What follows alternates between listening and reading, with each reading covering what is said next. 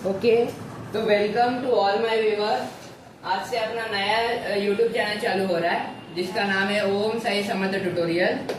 ये चैनल पे साइंस 1 और साइंस 2 मतलब बायोलॉजी, फिजिक्स, केमिस्ट्री ये सारे चैप्टर्स का एक्सप्लेनेशन, डिटेल एक्सप्लेनेशन दिया जाएगा और इसमें स्टूडेंट इंटरेक्शन जो भी है इसको ज्यादा महत्व दिया जाएगा। ओके, ये ओम साई समर्थ ट्यूटोरियल्स अपना रियल ट्यूटोरियल्स है, पर इसको एक स्टैंडर्ड लेवल इसका बढ़ाने के लिए हम लोग आज से यूट्यूब चैनल का भी चालू कर रहे हैं। तो जो भी तुम लोग को डाउट्स वगैरह रहेगा तो ऑन लेक्चर तो नहीं बता सकते, तो जो भी डाउट्स रहेगा तो तुम लोग ये डाउट जो भी है ये कमेंट बॉक्स में पूछना। तो ये डाउट्स का भी हम लोग सेशन लेंगे और जब ये हर एक संडे को अपना डाउट लेक्चर रहता है तो वो डाउट लेक्चर में ये जो भी कमेंट्स में डाउट रहेगा वो कमेंट्स का आंसर दिया जाएगा। ओके, और जो भी स्टूडेंट्स अभी मेरे सामने प्रेजेंट है, तुम लोग को जो भी डाउट रहेगा वो डाउट ऑन लेक्चर कभी भी पूछ सकते हैं। ओके, तो वो भी पूरा डिटेल एक्सप्लेनेशन चालू होते समय पूरा प्रेजेंस ऑफ माइंड के साथ यहाँ पे बैठो और प्रेजेंस ऑफ माइंड के साथ ही ये सब पढ़ो, क्योंकि उसके बिना ये चैप्टर जो हम लोग चालू करने वाले हैं ये तो समझने वाला नहीं है। ओके, तो आज से हम लोग एक नया लेवल चालू करने वाले, एक नया पर्व चालू करने वाले। तो इससे इसका आज ही श्री गणेशा कर रहे हैं हम लोग, जिसका नाम है, ये चैनल का नाम है ओम साई समर्थ ट्यूटोरियल। ओके, पूरा वीडियो देखना, पूरा लेक्चर देखना, लेक्चर के बाद ये लेक्चर कैसा लग रहा है वो लाइक शेयर कमेंट करना और अपने कमेंट बॉक्स में भी बता देना। ओके, तो आज हम लोग चालू कर रहे हैं साइंस 1 का चैप्टर नंबर 2 जिसका नाम है periodic classification of elements. Okay, ये चैप्टर में टोटल 5 टॉपिक्स है और इसमें बहुत से सब टॉपिक्स है।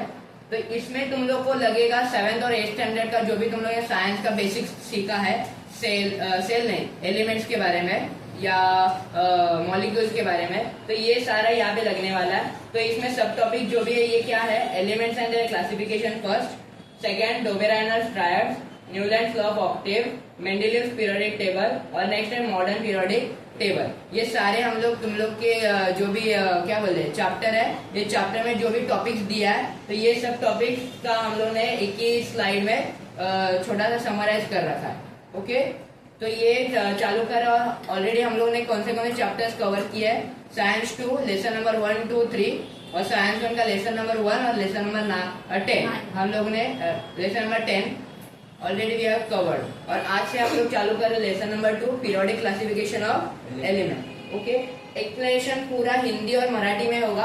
ओके, टोटल, क्योंकि अगर इंग्लिश में पढ़ाऊंगा तो ज्यादातर लोगों को नहीं समझ में आएगा, तो इसके लिए जो भी लेक्चर चलेगा ये हिंदी मराठी में चलेगा, क्योंकि अपने पास जो भी स्टूडेंट्स है ये हिंदी मराठी के कंट्रोवर्सी में चलने वाले हैं। तो ये पूरा लेक्चर की कंट्रोवर्सी भी वैसे ही चलेगी, हिंदी मराठी में ही कॉन्वर्जेशन चलेगा। ओके, तो किसी को कुछ नहीं समझेगा तो उसी टाइम पे रोक के पूछना, नहीं तो फिर वो डाउट क्रिएट हो जाएगा। ओके, तो चालू करेंगे लेक्चर को।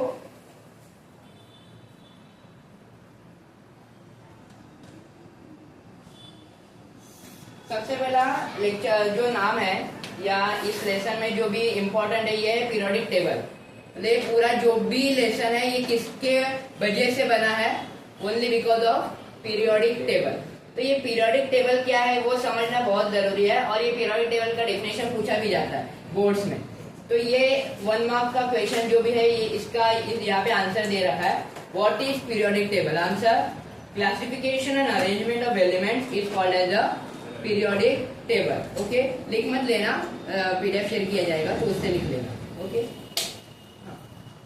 तो क्लासिफिकेशन मतलब जैसे हम लोग प्लांट्स, एनिमल्स को स्टडी करने के लिए उनका अलग अलग ग्रुप्स बनाते हैं और उसके सब टाइप्स पढ़ते हैं। जैसे हम लोग मेमोरी मैप वगैरह बनाते हैं तो इसे ही हम लोग क्या बोलते हैं, क्लासिफिकेशन। क्या बोलते हैं, क्लासिफिकेशन। ओके, और अरेंजमेंट मतलब एक ऑर्डर में या एक क्या बोलते हैं सीक्वेंस में अरेंज करने को हम लोग बोलते हैं अरेंजमेंट। तो क्लासिफिकेशन करके उनका एक टेबल, प्रॉपर टेबल में सिस्टमेटिक वे में अरेंजमेंट करना, इसे ही क्या बोलते हैं हम लोग, पीरियोडिक टेबल। पर ये सिस्टमेटिक अरेंजमेंट किसका होता है, एलिमेंट्स का होता है। किसका होता है, एलिमेंट्स। इसके वजह से इसे क्या बोला जाता है, classification and arrangement of elements is called as a periodic table. Periodic ये वर्ड का मीनिंग होता है, पीरियोडिक मतलब एक डेफिनेट इंटरवल के बाद उसका कुछ ना कुछ तो नेचर या कुछ ना कुछ तो फैक्टर रिपीट होना, इसे हम लोग क्या बोलते हैं, पीरियोडिक। तो वो पीरियड के हिसाब से उसको सिक्वेंशियल अरेंज करने को हम लोग क्या बोलते हैं, पीरियोडिक टेबल। समझे? कोई doubt? Next, classification of elements. तो तुम लोग का जो हम लोग सबसे पहला, मैं तो टेक्स्ट बुक को बहुत मानता हूँ, तो सबसे पहले हम लोग क्या करेंगे, टेक्स्ट बुक रीडिंग करेंगे और उसके रिलेटेड हम लोग जो भी स्लाइड्स है वो देख के अंडरस्टैंड करेंगे। ओके, तो सबसे पहला जो हेडिंग दिया है वो है classification of element. We have learned in the previous standard that all the atoms of an element are of only one type.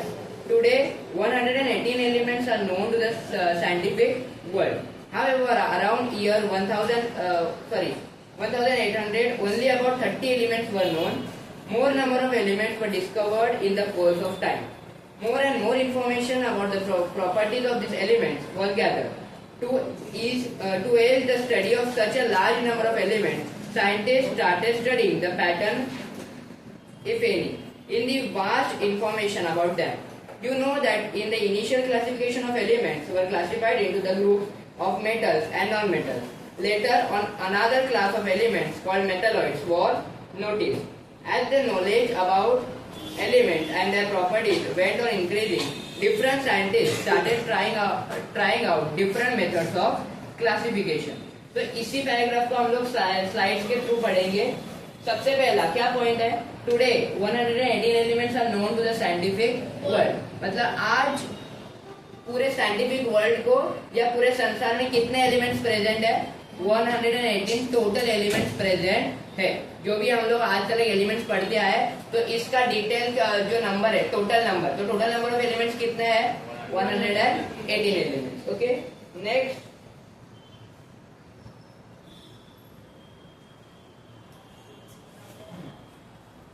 यहाँ पे क्या बोला है, इनिशियल स्टेज में जब भी अपना साइंस जो भी है, जब भी ये साइंस क्या नहीं हुआ था, मॉडर्न नहीं हुआ था या डेवलप नहीं हुआ था, तो तभी जो भी एलिमेंट्स है ये सिर्फ दो पार्ट्स में डिवाइड होते थे। वो दो पार्ट्स कौन से थे, मेटल्स और नॉन मेटल। कौन से थे, मेटल्स। और धीरे धीरे एक नया ग्रुप आया जिसे बोला जाता है मेटलॉइड्स। अभी ये सब क्या होता है, ये भी हम लोग लेक्चर के जब भी स्टार्टिंग करेंगे या लेक्चर के थोड़ा पढ़ते जाएंगे तो वहाँ पे पढ़ेगी कि what are metals, what are metalloids, what are non metals, ये सब वहाँ पे पढ़ने वाले हैं। ओके, तो इनिशियल स्टेज में जब भी क्लासिफिकेशन उतना डेवलप नहीं था, तो तभी हम लोग सिर्फ सारे एलिमेंट्स को कितने ग्रुप में अरेंज करते थे, दो। एक ग्रुप का नाम था मेटल्स और दूसरे ग्रुप का नाम था नॉन मेटल। और धीरे धीरे जैसे डेवलपमेंट होती गया साइंस में, तो एक नया ग्रुप आया जिसे हम लोग क्या बोला, मेटलॉइड्स। क्या बोले, मेटलॉइड्स। और उसके बाद साइंस और बढ़ते गया, तो हर एक साइंटिस्ट ने एलिमेंट्स का अलग अलग कैरेक्टर क्या किया, ऑब्जर्व किया। अलग अलग साइंटिस्ट ने क्या किया, अलग अलग कैरेक्टर ऑब्जर्व किया। और वो ऑब्जर्वेशन पे वो लोगों ने अपना क्या बनाया, पीरियोडिक टेबल बनाया। तो ये हर एक का ऑब्जर्वेशन क्या था, ये कौन से ऑब्जर्वेशन है वो लोगों ने कंसिडर किया, ये सारे ऑब्जर्वेशन, उनके ड्रॉबैक्स, वो क्यों कंसिडर नहीं किए गए, और नया जो मॉडर्न पीरियोडिक टेबल है वो वही क्यों कंसिडर किया गया, ये सारा ये चैप्टर में तुम लोग को एक्सप्लेन किया गया है। ओके, तो सबसे पहला the first scientist to give us a periodic table और the concept of periodic table was Dobereiner. Who?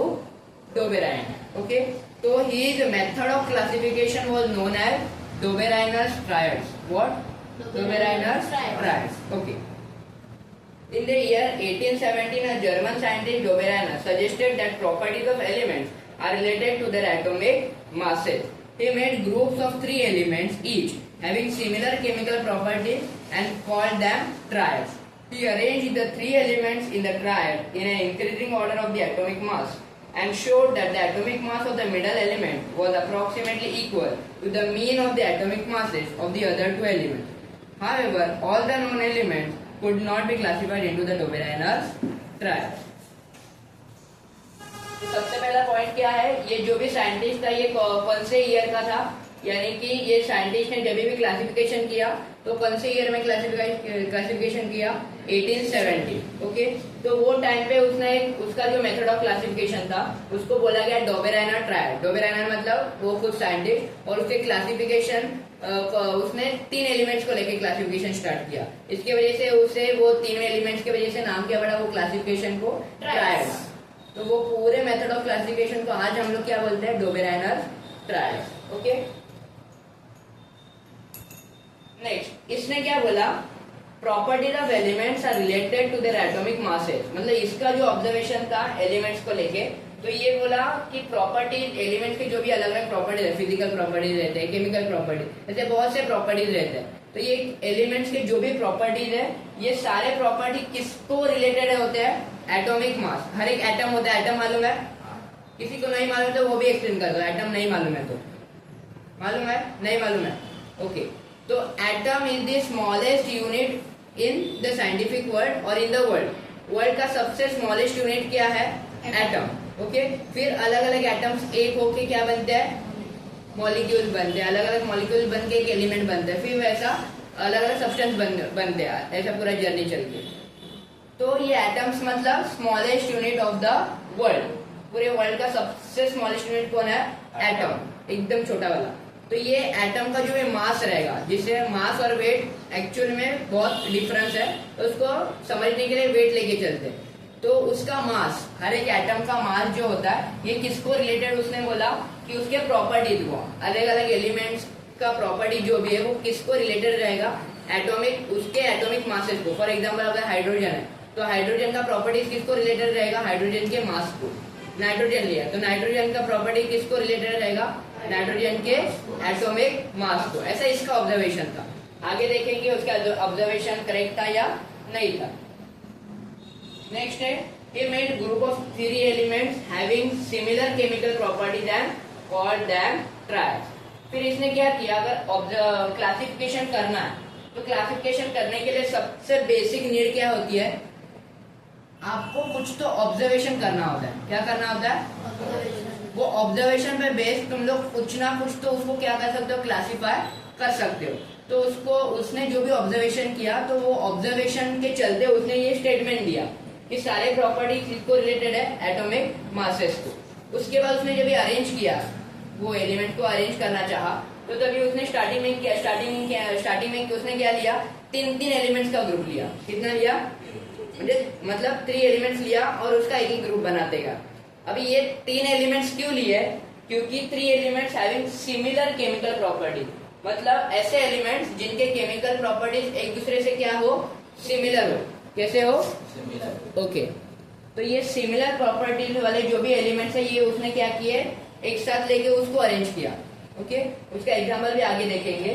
तो 3 एलिमेंट्स लेके उसको क्लासिफाई किया। कितना एलिमेंट्स लिया, 3। इसके वजह से उसने वो ग्रुप को, यानी कि जो भी 3 एलिमेंट्स का ग्रुप बनाया था, वो ग्रुप को उसने क्या बोला, ट्रायड। क्या बोला, ट्रायड। समझे, या तो कुछ डाउट। नेक्स्ट इसने क्या बताया, he arranged the elements in triad in the increasing order of the atomic mass। ये बहुत इंपॉर्टेंट है। अरेंज तो किया, कितने एलिमेंट्स लेके अरेंज किया उसने, 3 एलिमेंट्स लेके अरेंज किया, पर ये अरेंजमेंट कैसा था, increasing order of atomic mass. कैसा था, increasing order of atomic mass, मतलब उसने एटॉमिक मास कंसिडर किया। ये सबसे पहला पॉइंट है कि उसने एलिमेंट्स को अरेंज करने के लिए एलिमेंट्स का कौन सी प्रॉपर्टी कंसिडर की, एलिमेंट्स की एटॉमिक मास, ये वाली प्रॉपर्टी उसने कंसिडर की। तो इसी एटॉमिक मास को उसने क्या किया, एलिमेंट्स के इंक्रीजिंग ऑर्डर से उसको क्या किया, उसके टेबल में प्लेस किया।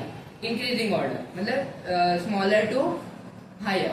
ओके, वैसा प्लेस किया and showed that atomic mass of the middle element was approximately equal to the mean of the atomic masses of the other 2 elements। इसको समझने के लिए तुम लोग को एक टर्म समझना बहुत इंपॉर्टेंट है। ये टर्म वहां पे आया है, क्या है, मीन। मीन मतलब क्या होता है, फॉर एग्जाम्पल मैंने 3 नंबर्स लिए, तो वो 3 नंबर्स को, वो 3 जो भी नंबर्स रहेंगे, वो नंबर्स का जो भी मिडल नंबर है, ओके, वो मिडल नंबर को छोड़ के बाकी जो भी नंबर है वो नंबर को इक्वली 2 से डिवाइड करने के बाद जो भी नंबर आएगा उसे क्या बोला जाता है, मीन बोला जाता है। क्या बोला जाता है? तो इसने भी वही किया, 3 अलग अलग एलिमेंट्स लिए और वो एलिमेंट्स के एटॉमिक मास कंसीडर किया। ओके, तो वो इंक्रीजिंग एटॉमिक मास उसने ये किया बाबा, इसका छोटा, थोड़ा बड़ा, बहुत बड़ा, ऐसे वे में उसने क्या किया, अरेंज किया 3 अलग अलग एलिमेंट्स को इंक्रीज, और उसके जो भी मासेस है वो उसने ऑब्जर्वेशन क्या किया कि उसने ऑब्जर्वेशन ये किया कि जो भी 3 अलग अलग एलिमेंट्स का मासेस लिए, इसमें से जो मिडल एलिमेंट है, कौन सा एलिमेंट है, मिडल एलिमेंट, ये मिडल एलिमेंट का मास किसके बराबर है, जो बाजू राइट और लेफ्ट हैंड साइड में जिसने जो भी अलग अलग एलिमेंट्स लिए, ये एलिमेंट्स के मीन के बराबर है। किसके बराबर है? समझे? आगे हम लोग उसका एग्जांपल भी देखने वाले हैं। ओके, समझे? याद अलग। ओके, सबसे पहली बात, Dobereiner classified the elements using which property, atomic masses. Okay, second, he arranged the elements in the increasing order of their atomic masses. Okay, and he observed that the atomic mass of the middle number was approximately equal to the mean of the atomic masses of the other 2 elements. मतलब बचे हुए 2 element के mean के बराबर उसका क्या हो गया था, मिडल नंबर एलिमेंट हो गया था। ओके, नेक्स्ट, पर ये जो उसने भी टेबल बनाया, उसका ऑब्जर्वेशन उसने किया, ये ऑब्जर्वेशन वाज नॉट एक्सेप्टेड। वो क्यों नहीं एक्सेप्ट किया गया? क्योंकि वो जो भी टेबल उसने बनाया था, वो टेबल में कुछ ना कुछ तो फॉल्ट आया। क्या आया? जिस फॉल्ट को हम लोग क्या बोलते हैं, ड्रॉबैक। क्या बोलते हैं? ड्रॉबैक। ओके, तो ये ड्रॉबैक समझना भी उतना ही इम्पोर्टेंट है। फॉर एग्जाम्पल, अगर मैंने डैश डैश काम नहीं किया, तो वो काम नहीं करने के पीछे उसका कुछ तो क्या होना जरूरी है, रीजन होना जरूरी है। क्या होना जरूरी है? वैसे ही अगर ये टेबल को डिनाई किया गया, तो ये डिनाई क्यों किया गया, या उसका टेबल क्यों कंसीडर नहीं किया गया? कंसीडर किया गया पर वो एक्सेप्ट नहीं किया गया। तो इसका ड्रॉबैक भी इम्पोर्टेंट है। कौन से पॉइंट ऑफ व्यू से? बोर्ड पॉइंट ऑफ व्यू से ये बहुत इम्पोर्टेंट है, क्योंकि थ्योरी तो पूछते हैं तुम लोग को, थ्योरी के साथ हर एक अलग अलग टेबल की स्टेप, हर एक टेबल का तुम लोग को क्या पूछते हैं, ड्रॉबैक भी पूछा जाता है। तो डॉबेराइनर के अलग अलग पॉइंट्स और उसके ड्रॉबैक भी तुम लोग को याद करने होंगे। ओके, तो चले उसका ड्रॉबैक देखेंगे। सबसे पहला क्या है drawback? All known elements could not be classified into the Dobereiner's triads. मतलब ये लोगों ने क्या बोला कि डॉबेराइनर्स ने जो भी ट्रायड्स यानी कि 3 एलिमेंट्स लिए, पर ये ग्रुप को चलते या ये क्लासिफिकेशन को चलते सारे एलिमेंट्स को हम लोग ये मेथड से क्लासिफाई नहीं कर सकते। इसके वजह से इसका ये जो कॉन्सेप्ट था या ये इसका मेथड जो क्लासिफिकेशन था, ये क्या हो गया, डिनाई हो गया या वो एक्सेप्ट नहीं किया गया। ओके, तो ये है उसका एग्जाम्पल। देखो यहाँ पे एवरेज, एवरेज मतलब मीन ही होता है, बराबर पढ़ा है ना हम लोगों ने, एवरेज मतलब ही मीन होता है। ओके, तो देखो सबसे पहला वो लोगों ने ग्रुप कौन सा लिया, डॉबेराइनर ने सबसे पहला, उसका ये एग्जाम्पल ऐसे बहुत से एलिमेंट्स उसने ट्राई किया। तो फॉर एग्जाम्पल यहाँ पे हम लोगों ने 3 एग्जाम्पल लिया। सबसे पहला लिया लिथियम, सोडियम, पोटेशियम। ओके, ये लिथियम, सोडियम, पोटेशियम का तुम लोग को यहाँ पे दिख रहा है एटॉमिक मास। ये क्या है? Atomic mass. और ये एटॉमिक मास किसके बराबर है? देखो अप्रोक्सीमेटली, अप्रोक्सीमेटली मतलब एग्जैक्ट बराबर नहीं होता है, अप्रोक्सीमेटली मतलब लगभग लगभग बराबर होता है। ओके, तो इसे अप्रोक्सीमेटली बोला जाता है। तो अप्रोक्सीमेटली वो किसके बराबर था? जो मिडल एलिमेंट का मास है वो मिडल एलिमेंट के मास बराबर था। मतलब देखो उसका एवरेज निकाला, लिथियम और पोटेशियम का जो भी एवरेज है वो कितना है, 22.95, मतलब अप्रोक्सीमेटली 23, वही है उसका मास। नेक्स्ट एग्जांपल है कैल्शियम, स्ट्रोंटियम और बेरियम। इसका भी एटॉमिक मास स्ट्रोंटियम के एटॉमिक मास बराबर हो गया। ओके, और तीसरा जो लास्ट एग्जांपल है वो अपने हेलोजन्स है, जिसे हम लोग बोलते हैं क्लोरीन, ब्रोमीन और आयोडीन। इसका भी अगर हम लोग ने मीन निकाला क्लोरीन और आयोडीन का, तो ये भी मीन किसके बराबर है? ब्रोमीन के एटॉमिक मास बराबर हो रहा है। तो this is was the way of Dobereiner, how he classified the elements. Okay, तो this was the method of classification of Dobereiner. और ये क्यों एक्सेप्ट नहीं किया गया? क्योंकि इसका ड्रॉबैक था कि सारे एलिमेंट्स इस मेथड से क्लासिफाई नहीं किए जा सकते। समझे? एनी डाउट ये मेथड ऑफ क्लासिफिकेशन के बारे में? Very good. तो उसके बाद अगर डॉबेरेनर तो फेल हो गया, उसकी थियरी बोल सकते, थियरी नहीं पर उसका टेबल जो होता वो टेबल डिस्प्रूव हो गया, और जो भी उसका टेबल था वो डिस्प्रूव होने की वजह से अब एक नया बंदा आया जिसका नाम क्या था? न्यूलैंड। क्या नाम था? न्यूलैंड। हाँ, वो टाइम के जो भी साइंटिस्ट या केमिस्ट होते थे तो वो लोग बहुत ही, उन लोग के नाम बहुत वियर्ड होते थे, उनमें से ही है ये न्यूलैंड, पहला डॉबेरेनर। तो ये जो न्यूलैंड है, इसका जो नया बंदा आया साइंटिस्ट, तो उसका नाम क्या था? न्यूलैंड। अब इसने उसके ऊपर लॉ बनाया, जो भी एलिमेंट्स है वो एलिमेंट के ऊपर उसने क्या बनाया? लॉ। तो इसके वजह से उसने बनाया लॉ, इसके वजह से उसने बोल दिया उसको कि न्यूलैंड्स लॉ ऑफ ऑक्टेव। अभी ऑक्टेव्स क्या होता है ये भी हम लोग पढ़ने वाले आगे जाके। तो देखो क्या है Octave. Octaves means musical note. Octaves क्या होता है? ओके, म्यूजिकल नोट किसी को मालूम है? बता रहा हूँ मैं। म्यूजिकल नोट्स मतलब सा रे ग म प ध नि सा, ये सारे क्या है? Musical notes. ऐसे बहुत से म्यूजिकल नोट्स है भाई, ये बहुत ही मतलब बेसिक नहीं बोल सकते, यही मेन है।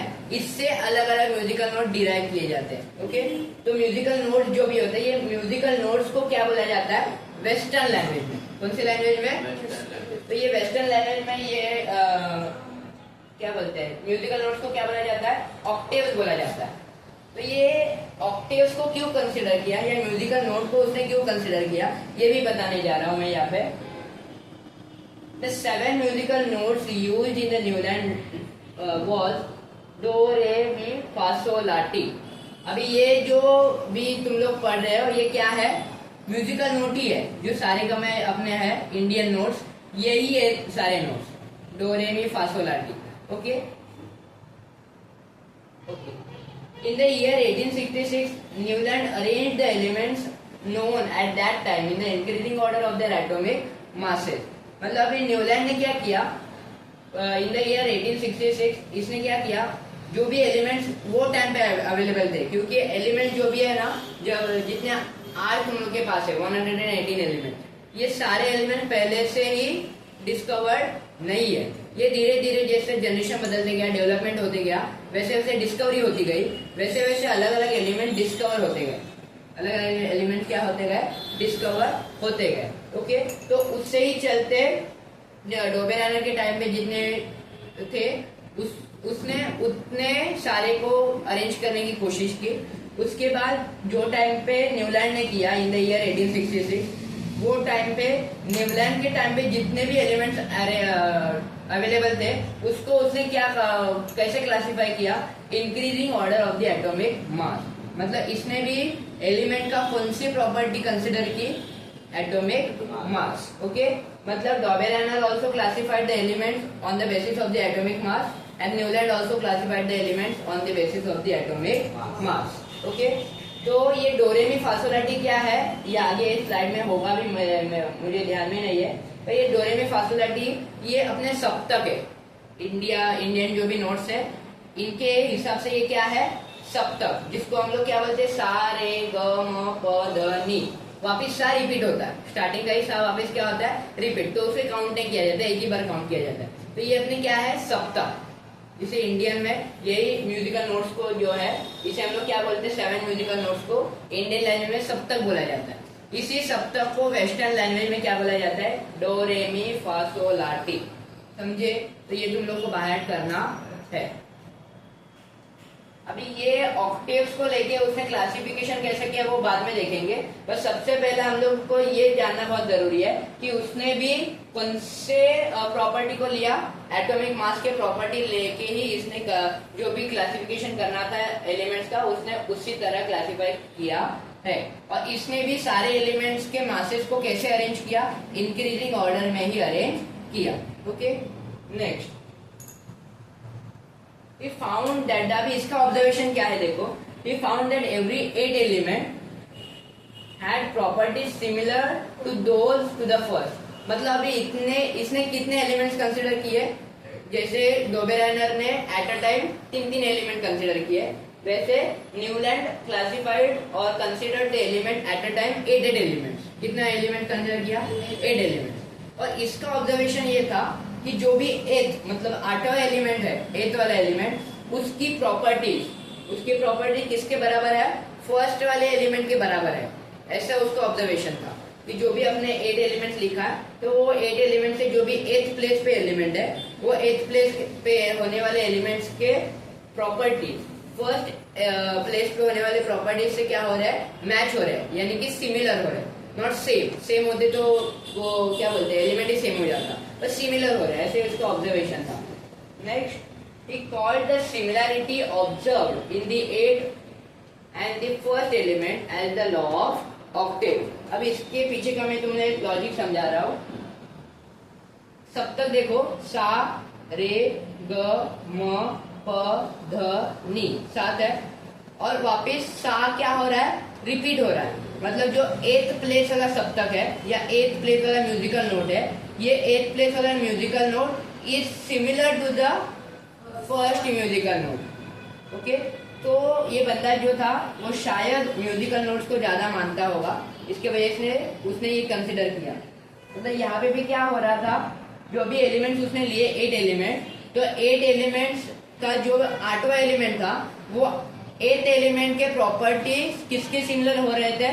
फर्स्ट, यानी कि उसके प्रॉपर्टी इनडायरेक्टली पीरियोडिक हो रहे थे। क्या हो रहे थे? पीरियोडिक। किसके चलते पीरियोडिक हो रहे थे या किसको कंसिडर करके पीरियोडिक हो रहे थे? फर्स्ट एलिमेंट को लेके पीरियोडिक हो रहे थे। मतलब लेसन के स्टार्टिंग में ही मैंने बता दिया कि पीरियोडिक वर्ड का मीनिंग क्या है। पीरियोडिक इसका मीनिंग है कुछ एक डेफिनेट लेवल पे कुछ ना कुछ तो, या डेफिनेट टाइम पे, इंटरवल पे, डेफिनेट इंटरवल पे कुछ ना कुछ तो क्या होना? रिपीट होना। तो ये केस में क्या रिपीट हो रहा है? प्रॉपर्टी रिपीट हो रहा है। किसका प्रॉपर्टी? 8th एलिमेंट का प्रॉपर्टी फर्स्ट एलिमेंट के साथ क्या हो रहा है? रिपीट हो रहा है। जैसे सप्तक ऑक्टेव में होता है, सप्तक मतलब ऑक्टेव, इंग्लिश में क्या बोलते हैं? ऑक्टेव। तो ये ऑक्टेव में जैसे सा वापिस रिपीट हो रहा है 8th प्लेस पे, वैसे यहाँ पे प्रॉपर्टी रिपीट हो रहा है। 8th का प्रॉपर्टी फर्स्ट से क्या हो रहा है? रिपीट हो रहा है। और इसी के वजह से इसका ऑब्जर्वेशन करके उसने ये वाले लॉ को नाम क्या दे दिया? Law of Octave. और ये लॉ ऑफ ऑक्टेव किसने दिया हमें? न्यूलैंड ने दिया। इसके वजह से इसके पूरे कॉन्सेप्ट को हम लोग बोलते हैं न्यूलैंड लॉ ऑफ ऑक्टेव। समझे? यहाँ तक कुछ डाउट? No sir.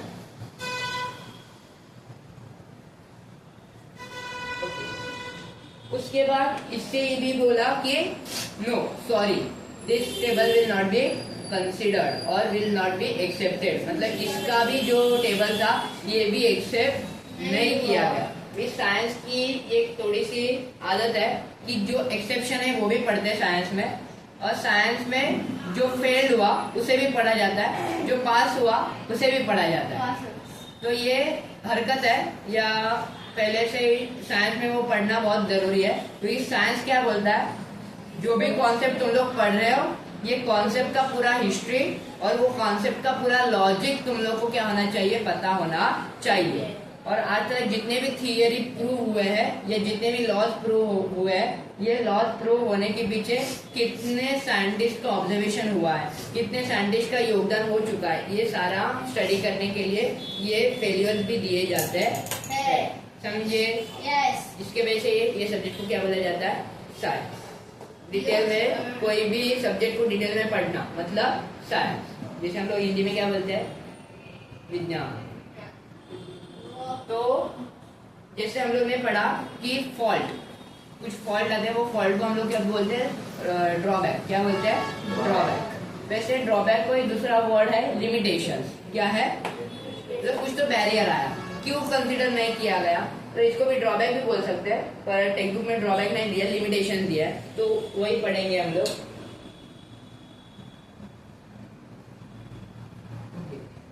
तो लिमिटेशंस ये है, this law was found to be applicable only up to calcium। मतलब इसको वापिस जब ये ऑब्जर्वेशन किया गया तो ऑब्जर्वेशन करने के बाद इसका रिजल्ट क्या आया कि ठीक है, इसने जो भी लॉ दिया ये लॉ एप्लीकेबल है, पर ये एप्लीकेबल कहाँ तक था? Only up to calcium. मतलब इसका जो भी लॉ है ये सिर्फ कैल्शियम तक ही लिमिटेड था। मतलब यहाँ पे क्या आया? लिमिटेशन आया। क्या आया? लिमिटेशन। इसका जो भी लॉ है ये गलत नहीं था। लॉ क्या नहीं था?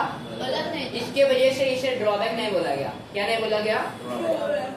ड्रॉबैक मतलब जिसमें फॉल्ट आता है, जो फेलियर आता है, जैसे डॉबेराइनर में आया, उसने जो भी कंसिडर किया तीन ग्रुप का, ये बहुत ही कम एलिमेंट्स को एप्लीकेबल था। इसके वजह से उसे क्या बोला गया? ड्रॉबैक बोला गया, कि उसका मतलब ऑब्जर्वेशन ही क्या था? गलत था, या उसका कंसिडरेशन ही क्या था?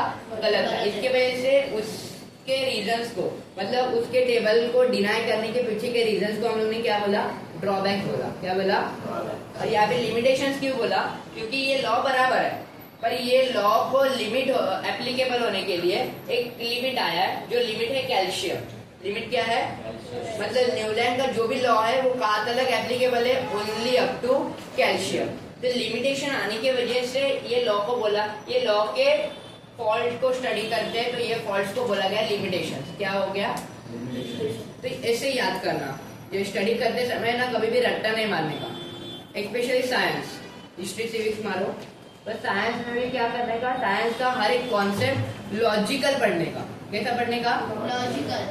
बायोलॉजी में भी तुम लोग क्या पढ़ते हो? लॉजिकल। ए टू जेड क्या पढ़ना है? साइंस एक ऐसा सब्जेक्ट है जो तुम लोग को क्या बताता है? लॉजिक बताता है। क्या बताता है? लॉजिक। और अगर लॉजिक तुम लोग को समझ गया तो तुम लोग मरने तक ये कॉन्सेप्ट भूलने वाले नहीं हो, क्योंकि ब्रेन अपना इतना फास्ट रहता है, या ब्रेन में इतना पावर रहता है कि अगर कोई भी एक कॉन्सेप्ट या कोई भी एक थिंकिंग उसने ग्रास्प कर ली तो वो कभी भी भूलता नहीं है। तो साइंस को रट्टा मारोगे तो जब तक लिखने का वक्त आएगा तभी फिर वो रट्टे का कुछ काम आएगा नहीं।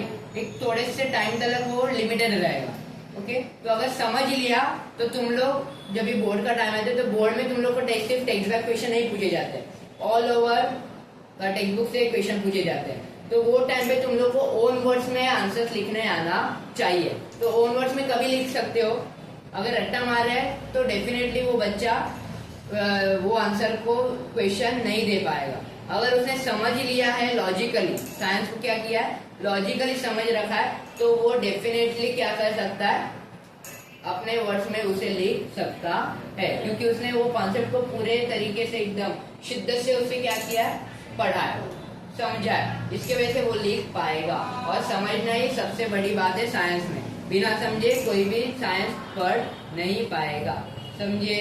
तो कोई भी रट्टा मारेगा, इसको लॉजिकली पढ़ेंगे। कैसे पढ़ेंगे? लॉजिकली। तो इसका भी लॉजिक था लिमिटेशन, मतलब ये तरीका होता है पढ़ने का। तो लिमिटेशंस क्यों? क्योंकि इसके लॉ को लिमिट आया। कौन सा लिमिट आया? Calcium colour. कैल्शियम कलर, मतलब इसका जो भी लॉ है only applicable up to calcium. Okay, next, Newland fitted all the known elements in the table of 7/8, that is 58 boxes, मतलब 56 बॉक्सेस। मतलब न्यूलैंड ने जो भी टेबल बनाया था वो टेबल में कितने बॉक्सेस थे? 56 बॉक्सेस थे। मतलब 7/8 के साइज के टेबल में उसने सारे एलिमेंट को क्या किया था? फिट किया था, जिसमें बॉक्सेस कितने थे? 56। मतलब ऑल ओवर ये क्या बता रहे हैं हम लोग को?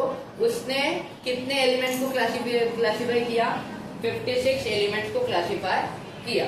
Okay,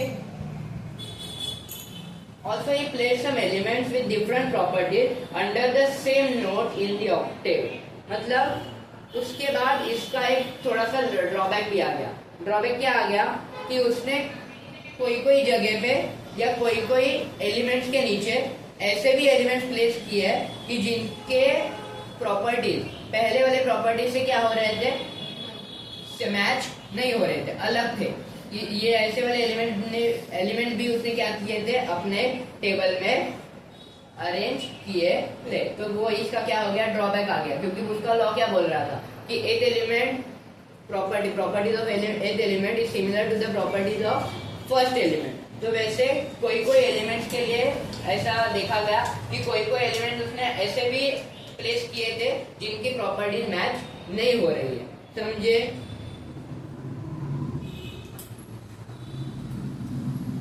Also, Newland's octave did not have provisions to accommodate the newly discovered element. Okay, तो वो टाइम में 56 एलिमेंट्स थे।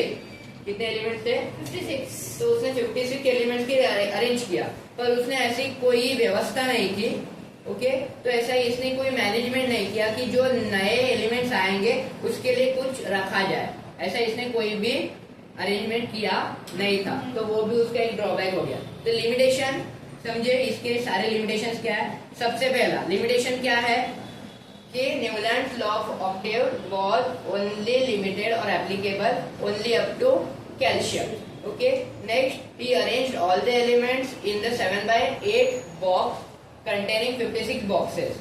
ओके, मतलब उसने सारे एलिमेंट्स को एक ऐसे बॉक्स में अरेंज किया जिसमें कितने बॉक्सेस थे, 56 बॉक्सेस। और नेक्स्ट लिमिटेशन क्या बता रहा है, नेक्स्ट लिमिटेशन तुम लोगों को क्या बता रहा है कि सारे एलिमेंट्स अरेंज किए पर उसमें से कोई ऐसे भी एलिमेंट्स थे कि their properties were not matching to the और were not similar to the first place element. समझे। और लास्ट वाला उसका ड्रॉबैक क्या है, Newland octave did not have provision to accommodate the newly discovered element. मतलब he does not accommodate, accommodate रखना मतलब जगह रखना, अकोमोडेट रखना मतलब जगह। तो उसने कोई भी ऐसी जगह नहीं रखी कि न्यूली एलिमेंट जो भी आएंगे वो एलिमेंट को प्लेस कहाँ किया जाए, ऐसी कोई भी उसने व्यवस्था या मैनेजमेंट की नहीं। समझे। Yes sir.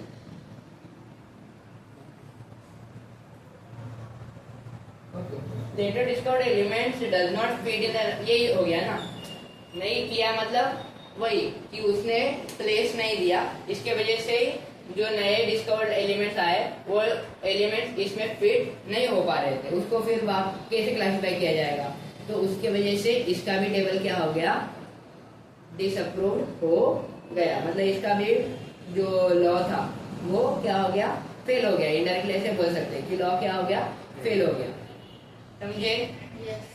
मतलब ये लॉ ठीक था 56 एलिमेंट्स अलग, और उसमें भी प्रॉपर अरेंजमेंट नहीं किया था, इसके वजह से इसके लॉ को क्या बोला बाबा, थैंक यू, हम लोग इसको कंसीडर नहीं कर सकते।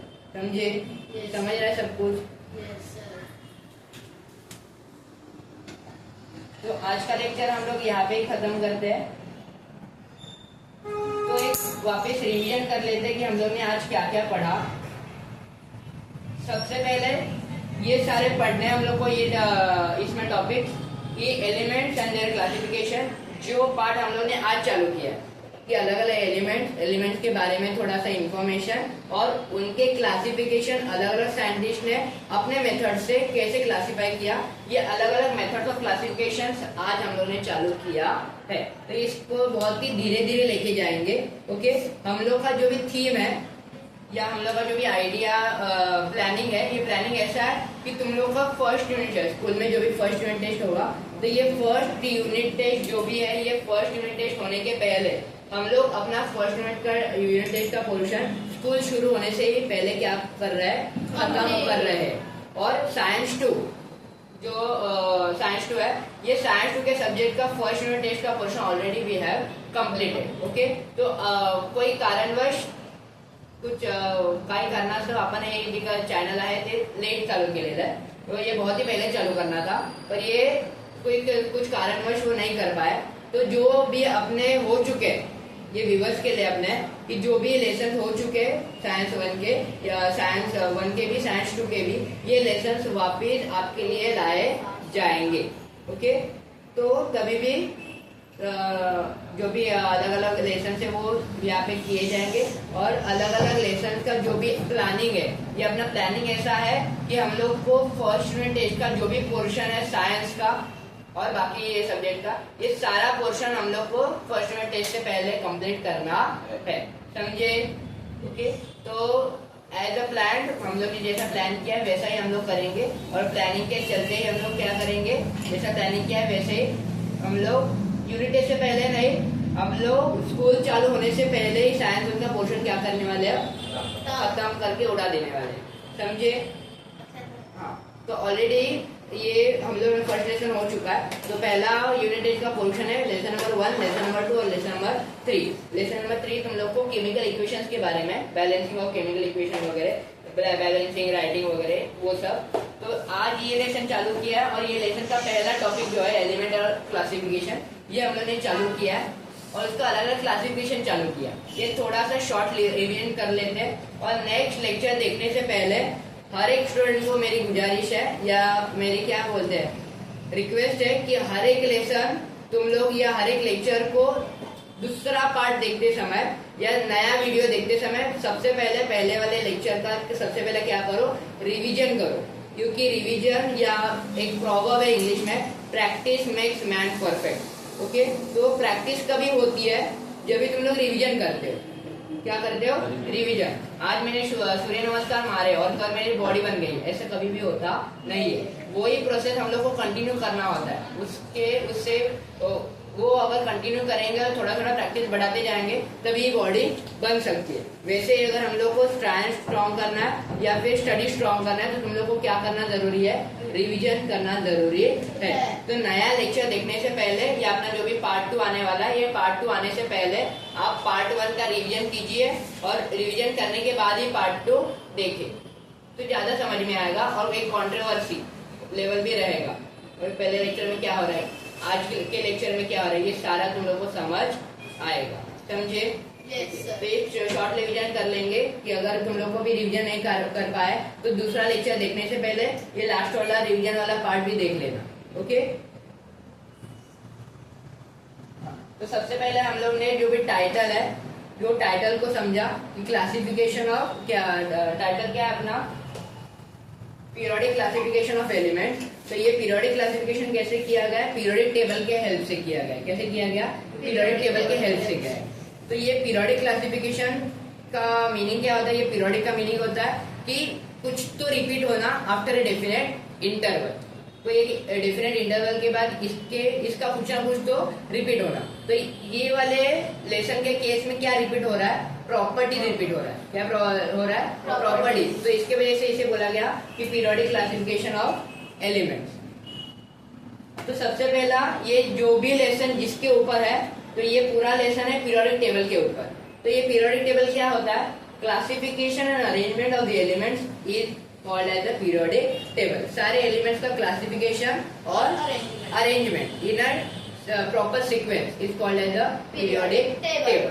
Okay, next classification of elements. अलग अलग फिर जो भी एलिमेंट्स है, कोई भी चीज को अगर स्टडी करना है तो उसको क्लासिफाई करना बहुत ही जरूरी होता है। तो एलिमेंट्स को भी अगर स्टडी करना है तो क्या करना जरूरी है? एलिमेंट्स का क्लासिफिकेशन करना जरूरी है। तो सबसे पहले कितने एलिमेंट्स अवेलेबल है?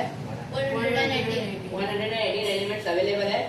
नेक्स्ट, तो the first scientist to perform the experiment on the elements or give us the periodic table was the Dobereiner.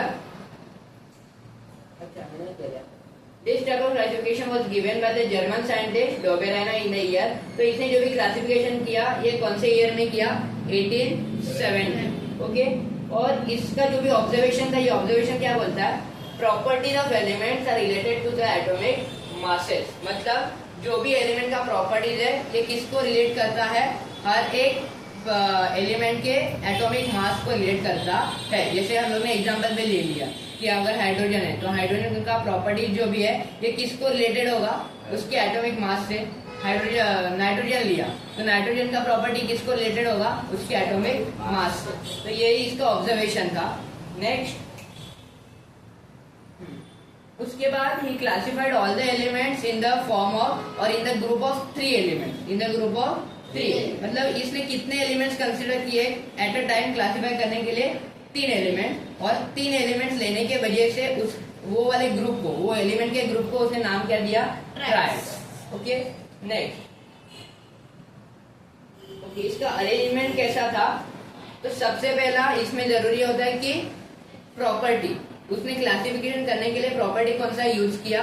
तो he classified the property of element as atomic mass. मतलब उसने जो भी अलग अलग properties होती है तो उसमें से उसने कौन सी प्रॉपर्टी उठाई? एटॉमिक मास की प्रॉपर्टी उठाई और उसके ऊपर उसने अपना क्लासिफिकेशन दिया। तो ये क्या बोलता है? He arrange the elements in triad in increasing order of the atomic masses and showed that atomic mass of the middle element was approximately का मीनिंग क्या होता है? एग्जैक्ट सिमिलर नहीं होगा, अप्रोक्सीमेटली लगभग। Okay, approximately equal to the mean of the atomic masses of the other 2 element. मतलब उसने जो भी ट्रायड लिया, 3 एलिमेंट्स लिए तो इसका ऑब्जर्वेशन ये बोलता है, या इसने जो भी टेबल बनाया वो टेबल का ऑब्जर्वेशन ये था कि जो भी उसने 3 अलग अलग एलिमेंट्स लिए, ये एलिमेंट्स में से जो भी मिडल एलिमेंट था, ये मिडल एलिमेंट का एटॉमिक मास किसके बराबर था? अदर 2 एलिमेंट्स के मीन के बराबर था। ओके, इसका एग्जांपल पे देखेंगे। ओके, एग्जांपल देखने से पहले इसका एक क्या है? ड्रॉबैक, मतलब इसका जो भी टेबल है ये एक्सेप्ट नहीं किया गया। तो एक्सेप्ट ना करने के पीछे का रीजन ये है कि इसके मेथड ऑफ क्लासिफिकेशन से all the elements exist in the world can not be classified, मतलब सारे एलिमेंट्स को हम लोग इस मेथड से क्लासिफाई नहीं कर सकते। ओके, तो ये इसका ड्रॉबैक था। एग्जाम्पल तुम लोग को दे रखा है, ये एक एग्जाम्पल डिस्कस करेंगे। Lithium, sodium, potassium. इसमें ये ऑब्जर्व किया गया कि लिथियम और पोटेशियम के एटॉमिक मास का जो भी मीन है, ये मीन किसके बराबर हो रहा था? सोडियम के मीन बराबर दिख रहा था। देखो वहाँ पे 22.95 मतलब अप्रोक्सीमेटली 29। हम लोग ने लॉ में भी पढ़ा था कि atomic mass of the middle element was approximately equal to the mean of the other 2 element. Approximately मतलब लगभग सेम हो गया, समझे? तो ये उसका लॉ बताया था, पर अनफॉर्चुनेटली इसका जो भी लॉ था, ये लॉ क्या हो गया? डिनाई हो गया। ओके, तो नेक्स्ट एक साइंटिस्ट आया जिसका नाम क्या था? न्यूलैंड, और इसने कंसीडर क्या किया? ऑक्टेव्स कंसीडर किया। क्या कंसीडर किया? ऑक्टेव्स। और उसने ऑक्टेव्स पे लॉ बनाया, और इसके वजह से ये कॉन्सेप्ट को नाम क्या दे दिया? Newlands law of octaves. Octave मतलब म्यूजिकल नोट। उसके बाद वो टाइम पे उसने जो ऑक्टेव्स कंसीडर किए, या उसके टाइम पे उसको जो ऑक्टेव्स मालूम थे वेस्टर्न लैंग्वेज के हिसाब से। कौन से कल्चर के हिसाब से? वेस्टर्न कल्चर के हिसाब से जो भी म्यूजिकल नोट्स है, वो म्यूजिकल नोट्स ऐसे है: dough re mi fa so la ti. Okay, in the year 1866 Newland arranged the elements known at that time in the increasing order of their atomic masses. इसने भी कौन सी element की property consider की? Atomic mass. As Doberan considered the property of element of atomic mass, he also considered the property of element as atomic mass. Okay, तो इसने भी atomic mass को consider किया, और इसने भी सारे एलिमेंट के एटॉमिक मास को कैसे अरेंज किया? इंक्रीजिंग ऑर्डर में ही अरेंज किया। Next, he found that every 8 element has a property similar to those of the first. मतलब इसके ऑब्जर्वेशन क्या था? इसने जैसे डोबेरायन ने एट अ टाइम 3 एलिमेंट को स्टडी किया, इसने एट अ टाइम 8 एलिमेंट्स को स्टडी किया। मतलब उसने जो भी ग्रुप बनाया वो हर एक का ग्रुप कितने का था? 8 एलिमेंट्स का था। और ये एलिमेंट्स या इसका ये जो भी लॉ है, ये क्या बोल रहा था कि हर एक 8th प्लेस पे जो भी एलिमेंट है उसका प्रॉपर्टी वो similar to the properties of the first place element. जैसे हम लोग को सप्तक में या म्यूजिकल नोट्स में दिखता है। क्या होता है म्यूजिकल नोट्स? सा रे ग म प ध नि, और सा वाला जो है फर्स्ट प्लेस वाला जो एलिमेंट है वो वापस 8th प्लेस पे क्या हो रहा है? रिपीट हो रहा है। तो उसी को लेके या उसी को ऑब्जर्व करके उसने ये वाले कॉन्सेप्ट को नाम क्या दे दिया? Law of octaves. क्या नाम दे दिया? Law of octaves. और ये लॉ ऑफ ऑक्टेव्स न्यूलैंड ने दिया, इसके वजह से इसका नाम दे दिया, ये कॉन्सेप्ट का नाम दे दिया गया कि न्यूलैंड लॉ ऑफ ऑक्टेव्स। इसका भी जो टेबल है वो क्या हो गया? एक्सेप्टेड नहीं हो गया। तो इसके ऊपर क्या आ गया? लिमिटेशंस आ गया। क्या आ गया? लिमिटेशंस। तो इसका लिमिटेशन यही था कि this law was applicable only up to calcium. Calcium के आगे वाले एलिमेंट्स को ये एप्लीकेबल नहीं था। तो ये इसका लिमिटेशन था। नेक्स्ट, इसने जो भी क्लासिफिकेशन किया, ये 56 बॉक्सेस में क्लासिफाइड किया। मतलब उसने सारे कितने एलिमेंट क्लासिफाई किए? टोटल 56 एलिमेंट को क्लासिफाई किया। और ऐसे भी देखा गया कि उसने जो भी क्लासिफिकेशन किया, वो क्लासिफिकेशन में उसके लॉ को जो ओबे नहीं कर रहे हैं, ऐसे वाले एलिमेंट्स को भी उसने क्या किया? वो टेबल में प्लेस किया था। मतलब ऐसे वाले एलिमेंट जो अपने प्रॉपर्टीज मैच फर्स्ट एलिमेंट के प्रॉपर्टी से मैच नहीं कर रहे थे, ऐसे वाले एलिमेंट्स को भी इसने अपने टेबल में रखा था। और लास्ट वाला ड्रॉबैक क्या था? ये लिमिटेशन क्या था?